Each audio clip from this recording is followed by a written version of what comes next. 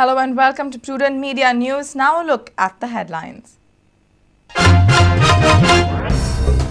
Former Karnataka Lokayukta Santosh Hegde says single-day assembly session not enough to discuss and pass new Lokayukta bill. Amend and pass 2003 Lokayukta bill, says Hegde. Don't be mute spectators to corruption and injustice, says Justice Santosh Hegde. Former Lokayukta advises to vote in large numbers to overpower corrupt voters.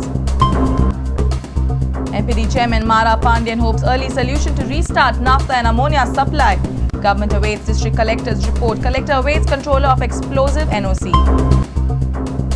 CM assures construction of football ground at erstwhile Bandodkar Stadium site before elections.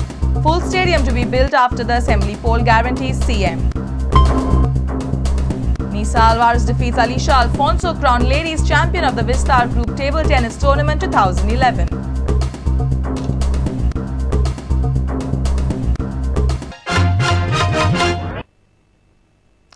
And now the news in detail. Karnataka former Lokayukta Justice Santosh Hegde has advised that amended 2003 Lokayukta bill should be placed and passed in the upcoming assembly session. This bill was passed in 2007 by the State Assembly, but President of India had denied a consent to this bill. Hegde also said it would be impossible to discuss and pass a new Lokayukta bill in a single day of assembly session. I think the best thing would be, since the session is only for 2 days, you notify the bill, 2003 bill, and say that this has come into force, appoint the, go ahead with the process of appointment to the commission, giving necessary infrastructure to this thing. Thereafter, we could analyze which bill is, which has to be amended, which need not be amended. That can be done later. And add all the things which are not there in 2000 bill, but in the new bill. If you start going afresh, it will take another 2 years for you to do that. Justice Santosh Hegde voiced his opinions during a discussion on proposed Lokayukta bill at International Centre on Sunday. Hegde also expressed that the power to dismiss Lokayukta should be vested in the court and not the people's representatives. Appointment, I think it should be the leader of the opposition, leader of the, Chief Minister, Chief Justice of the state with 2 other judges of the High Court should be there for selecting. And while removing, it is exclusively the court and the court alone because it requires an inquiry. An inquiry is best conducted by a judicial forum. Therefore, removal should be by a 5-judge member of the, because after all there will be a lot of allegations will come up. Chairman of Law Commission Advocate Ramakant Khalab had earlier said that the government should re-implement Goa State Public Men's Prevention of Corruption Act till the Lokayukta comes into force. So if at all such a thing comes, that this bill or our bill doesn't go through in this assembly, what government can do is appoint a commission, because that law is still a law under the Public Men's Corruption Act, and we'll have a look at it. This is what I feel. Pending adoption of this bill or any other bill by the assembly. Sir, did the government give a single reaction to your proposal? Well, whatever reaction is there, they never reacted. No, they did react. What was it? The Chief Minister said that the Chief Minister said that our bill would be put up in the next assembly. What else can I say? Our reporter Laukik Shilkar with video journalist Ravindra Dalvi from International Centre. India lags behind due to less and genuine voters turnout during elections. Justice Hegde says voting by citizens in full strength can overpower voting managed through corruption. Hegde also said that people who witness corruption and injustice without opposing it are equally responsible as the people who commits it. Hegde justified his statements through a story from Mahabharata. Let me tell you one thing. then if all of you vote, 90% of you go and vote, that 25% who take the money and vote, their vote has no value.